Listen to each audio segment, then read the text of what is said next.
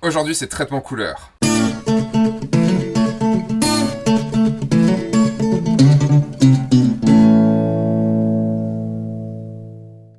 Bonjour, bienvenue dans F1.4, je suis Sébastien Roignan, épisode 40, et aujourd'hui j'ai deux invités de marque. J'ai le t-shirt juste unique, puisque c'est un exemplaire unique. Le t-shirt Tan Nguyen, sûrement le premier t-shirt Tan Nguyen, que si vous ne connaissez pas, allez-y, c'est sur floussentimental.com. Et Amandine Tournier, qu'on reconnaît très bien ici, dont on reconnaît les très beaux genoux et les très beaux avant-bras. Et les très beaux pieds, mais ne dites pas que c'est très beau, sinon elle va prendre la grosse tête. Et aujourd'hui, nous allons faire un traitement couleur. Nous avons déjà vu dans cet épisode-là, hey, vous avez vu ça un petit peu, les effets maintenant que je fais, un truc de malade.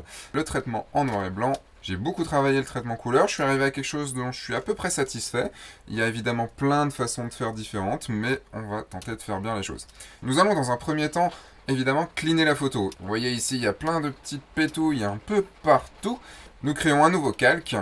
Et nous allons avec l'outil donc correcteur que vous avez ici. On vient comme un tampon de duplication. Ici, cliquez avec la touche Alt d'enfoncer, un clic gauche, et puis après on vient peindre sur les endroits qui ne sont pas bien. Donc voilà, hop. Je passe, je l'ai fait très vite.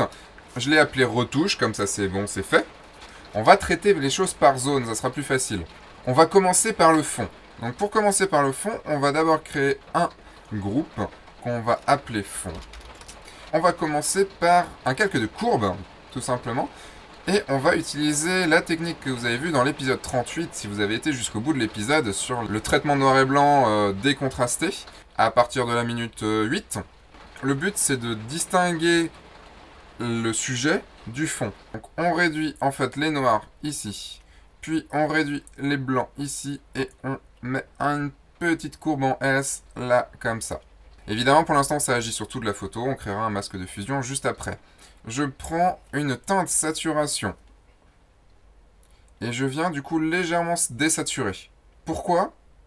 Parce qu'en fait, si on est trop saturé, vous voyez, ce coin-là, il attire trop l'attention, et je ne veux pas que l'attention soit attirée sur ce morceau-là, je veux que l'attention soit évidemment sur elle. Puis, une luminosité contraste, afin juste de réduire la luminosité et de rajouter un petit peu de contraste. Hop. On a du coup un fond qui sera moins saturé, qui sera plus sombre et qui sera moins contrasté. Vous avez juste à appuyer ici sur le masque de fusion en étant sûr d'avoir bien sélectionné le groupe fond. Voilà. Et vous venez peindre en noir directement là où vous ne voulez pas que ça agisse, donc évidemment sur le modèle. Donc ça va prendre un peu de temps, faites les choses bien. Plus vos masques seront bien faits, plus votre traitement sera crédible. Donc n'hésitez pas à zoomer et à aller traiter. Pour voir si vous avez bien peint partout, vous pouvez appuyer sur Alt et clic gauche sur le masque de fusion. Vous voyez que là j'ai du blanc à certains endroits, donc je vais tout simplement peindre en noir. Ici. Hop. Tac. Et je réappuie en Alt plus clic gauche dessus pour pouvoir le remettre. Nous avons déjà un sujet qui ressort. Je suis en train de me dire qu'il n'y a pas de blague pourrie encore dans cet épisode. C'est pas normal. Ah, je sais ce que je devais faire. Je m'étais dit que j'allais faire tout l'épisode avec l'accent suisse. Vu que j'ai bien appris l'accent suisse le week-end dernier, je me suis dit que j'allais faire tout l'épisode avec l'accent suisse comme ça, un petit peu. Je vous garantis pas, je vais peut-être le faire juste un peu comme ça. On va passer sur la peau maintenant. Donc on crée un groupe qu'on nomme peau. Avec après un peu de luminosité, un calque luminosité. Un calque... Ah, bon, laissez tomber, je le fais très mal. Et je sens que les Suisses vont m'en vouloir. Ils m'en ont déjà beaucoup voulu pour le peu que j'ai fait la dernière fois. Alors je pense que là, c'est juste foutu. Ce que je vais faire là, c'est un calque de réglage pour la peau. En fait, j'ai envie que la peau soit un petit peu plus lumineuse.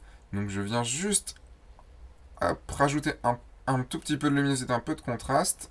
Là, je vais venir avec Alt, clic gauche sur masque de fusion, créer un masque de fusion noir. Comme ça, je n'ai plus qu'à peindre en blanc aux endroits où j'ai envie qu'il soit visible. C'est léger, on reviendra dessus par la suite. On traite la photo par zone. C'est beaucoup plus facile après pour pouvoir régler le tout ensemble. Donc les cheveux, ici. Avec, dans les cheveux, qu'est-ce que je vais faire? C'est que je vais rajouter un peu de contraste avec une courbe en S. Légère, évidemment, très légère. Même juste en fait un peu dans les noirs. Hop, comme ça. Ça rajoute un tout petit peu plus de contraste. Donc pareil, ici je viens créer un masque de fusion. Et je noir et je peins en blanc sur mes cheveux. Pour l'instant, qu'est-ce qu'on a? On a ça en changement. On a donc du coup quelque chose qui est beaucoup plus recentré sur le visage.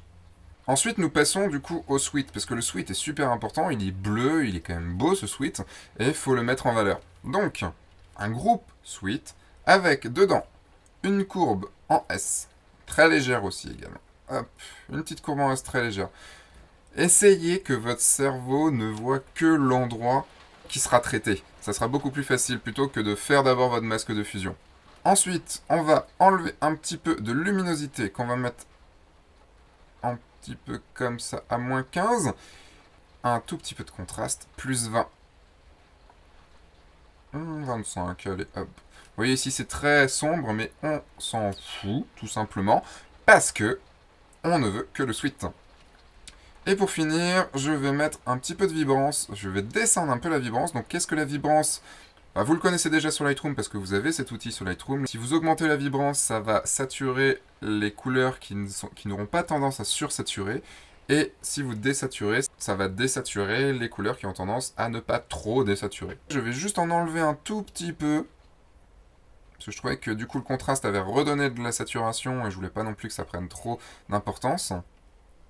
Et maintenant je viens mettre un masque de fusion en noir et je viens peindre en blanc en opacité 100% sur le sweat. Hop, voilà. Donc bien sûr, faites-le beaucoup mieux que ça. Moi, je passe pas longtemps dessus. Et vous voyez ici, c'est beaucoup trop sombre, enfin, à mon goût. Donc du coup, ce que je vais faire, c'est que je vais venir peindre en noir, mais en opacité 20%. Et je vais juste faire une passe. Et vous voyez le avant-après. Voilà. Ça veut dire qu'en fait, les trois calques de réglage que j'ai mis, donc vibrance, luminosité et courbe, vont agir un tout petit peu moins à cet endroit-là. Ensuite, on va aller dans les réglages un peu plus globaux. Donc là, je vais créer un calque gris. Donc le calque gris, pour vous redire, donc le calque gris va nous permettre de faire du dodge and burn. Vous allez faire Alt sur nouveau masque, nouveau calque, pardon, que vous allez passer en mode lumière tamisée, et vous allez cliquer sur couleur neutre, et OK. Donc maintenant, tout ce qui va être peint en noir va être plus sombre, et tout ce qui est peint en blanc va être plus clair. Donc je viens peindre à 10% d'opacité. Alors, je préfère peindre en opacité plus qu'en flux. Je sais pas, je trouve ça plus facile. Après, je sais qu'on va me dire que c'est pas bien. Mais voilà, c'est comme ça. Donc un peu ici. Peignez bien avec une brush grande et surtout avec des bords doux. Voilà, une dureté à 0%. Ce que je peux faire ensuite, c'est par exemple juste éclaircir un tout petit peu là. Je vais aller éclaircir aussi un petit peu au niveau du visage. Je vais assombrir un petit peu les lèvres, histoire qu'elles se voient un peu plus. Ça leur rajoutera un petit peu de contraste. Là, je vais foncer un petit peu ici, histoire que ça se voit plus. N'hésitez pas à faire des avant-après, histoire de voir ce que ça fait. Et je vais évidemment, même si on ne voit pas beaucoup les yeux, aller juste les traiter un tout petit peu, rajouter un peu de lumière dedans. Ça accrochera toujours le regard un peu plus. Et vous pouvez même du coup, comme elle avait pas mal de maquillage en noir autour des yeux, vous pouvez du coup rajouter un petit peu comme ça. Voilà. Bon là les yeux on les voit pas beaucoup, mais c'est pas grave. Là du coup je vois que dans mes cheveux j'aimerais bien juste peut-être rajouter un petit peu de contraste.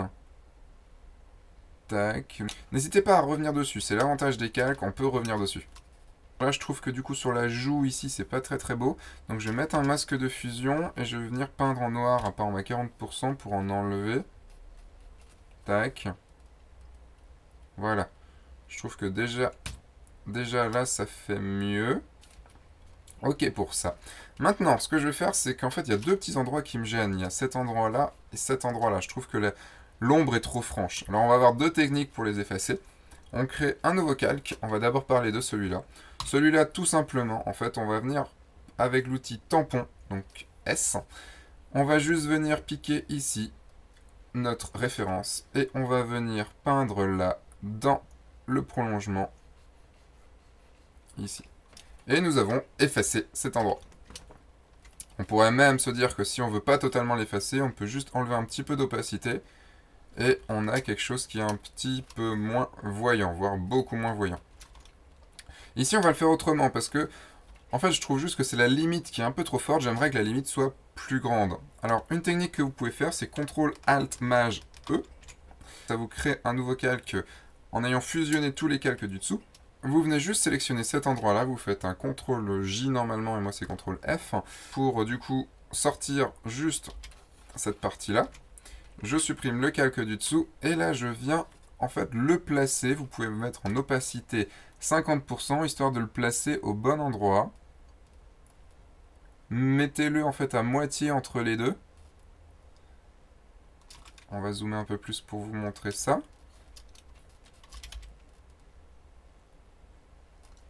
Hop, vous voyez, l'important c'est de garder la ligne droite ici.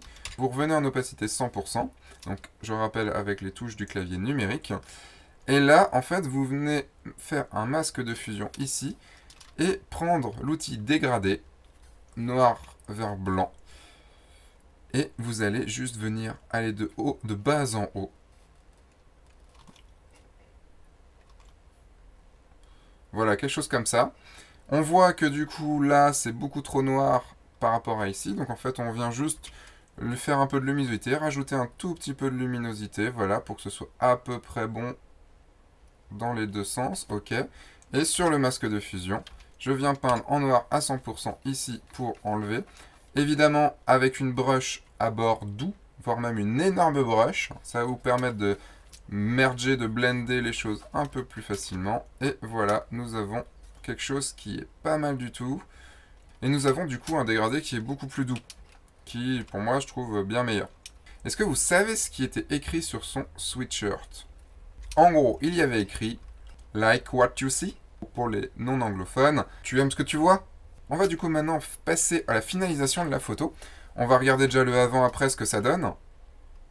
On est déjà beaucoup plus centré sur le modèle et donc du coup sur son visage. Et aussi un petit peu sur l'entrebâillement de son sweatshirt. J'ai envie en fait de rajouter un petit peu de chaleur dans cette photo. En rajoutant un calque comme celui-là. Que je vais passer en mode couleur. Et que je vais réduire en opacité directement. Et je vais venir peindre en orange en fait, juste pour rajouter de la couleur. Je prends, j'ai du orange ici qui est pas mal. Je vais peut-être juste l'éclaircir un tout petit peu, lui redonner un peu de peps. Et je vais venir peindre ici à... Allez, à 70%.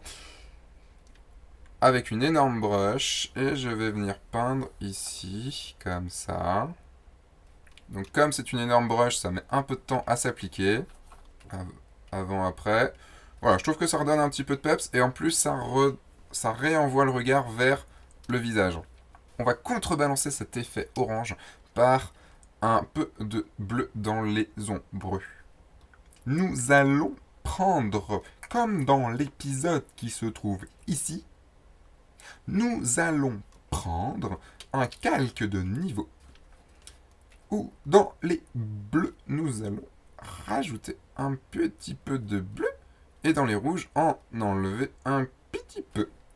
Ici, nous allons dans Images, appliquer une image. Donc appliquer une image, donc dans l'épisode dont je viens vous parler, donc l'épisode sur l'araignée, j'ai pu en parler beaucoup plus distinctement, donc je vous invite à le regarder si vous voulez en connaître un peu plus. Ici, donc j'applique l'image sur mon masque de fusion, ce qui fait que si je regarde uniquement mon masque de fusion, c'est l'image en noir et blanc. J'ai envie que ça ne s'applique que sur les parties sombres. Il faut que ce soit blanc sur les ombres et noir sur le clair. Donc je fais un CTRL-I, donc négatif, et je viens avec les calques, avec un calque de réglage niveau, enfin avec les réglages niveau, réduire l'endroit où ça sera visible. Donc là, en gros, ce sera visible uniquement dans les traits sombres. Je reviens là, et si je fais un avant-après, on a du coup du bleu dans les traits sombres. Et je trouve que du coup, à ce niveau ici, c'est super joli. Je vais peut-être juste, en fait, peindre ici sur les cheveux, parce que je trouve que sur les cheveux, c'est pas super top. Donc je peins avec une brush à 20%. Et voilà, on a quelque chose qui me plaît pas mal. Ce qui est pas mal, c'est de rajouter des calques sur la globalité de votre photo. Comme ça merge beaucoup plus, ça fusionne beaucoup plus tous les calques entre eux. Donc là, je fais une courbe. Je fais une courbe légèrement désaturée comme ça. Je remplis mon masque de fusion en noir et en fait, je vais juste venir utiliser ce calque-là où du coup j'ai fait que les noirs étaient moins noirs, donc là, les noirs deviennent un peu plus gris, et je viens peindre avec une opacité à 20% juste dans les zones un peu plus sombres, en blanc évidemment. Tac, et si on fait un avant-après, on voit pas grand chose, donc je vais augmenter un... Vous voyez, si j'augmente ça fait ça, mais l'idée évidemment c'est que ça se voit pas non plus, trop. Voilà, c'est juste léger, mais je trouve que du coup ça redonne du détail. L'important pour que votre image fasse professionnelle, c'est qu'il y ait du détail partout. Évitez les noirs bouchés et les hauts de lumière cramés. Du coup, quand on débute, on croit que c'est cool de mettre du noir bouché, du clair cramé, mais non. Non, non, non et non. Regardez les images professionnelles, elles sont toutes détaillées partout. Et c'est pas moi qui le dis. Enfin si, là c'est moi qui le dis, mais au final c'est pas moi qui le dis. Enfin, laissez tomber. J'ai envie de rajouter juste un peu de détail dans les yeux. Donc je vais faire un CTRL ALT MAJ E. Et je vais lui appliquer un filtre passe haut. Tout simplement. Filtre divers passe haut. Qui va me permettre de rajouter du micro-contraste à certains endroits. Un rayon de 6, c'est pas mal. Faites OK et passez-le en lumière tamisée. Mettez-lui un masque de fusion noir, donc avec Alt en cliquant dessus, et venez peindre en blanc en 40% par exemple, aux endroits que vous voulez voir un petit peu plus net. Alors sur les yeux, la bouche, un petit peu les cheveux, j'aime bien ça. Tac, et pourquoi pas un petit peu ici. Vous n'allez pas forcément le voir si je fais un avant-après, mais c'est mieux. Si je fais un avant-après dans tout ça, on a une image qui est beaucoup plus lisible, qui est beaucoup plus centrée sur le modèle. Vous voyez les côtés étaient très clairs. Oui, on voit du coup tous les points que j'ai modifiés. C'est assez marrant à voir. Au niveau de ce traitement couleur, c'est pas forcément le traitement couleur ultime, c'est le traitement couleur auquel je suis arrivé récemment. Au niveau de la combinaison des calques, ça marche plutôt bien. Je vais continuer à le travailler pour avoir quelque chose qui me plaise vraiment et un style qui me plaise vraiment. Du coup, je vous dis à la semaine prochaine, du coup, pour la suite et fin de l'interview de Gladys, Virginie et May. Et maintenant, je vous dis au revoir et je vous dis à la semaine prochaine.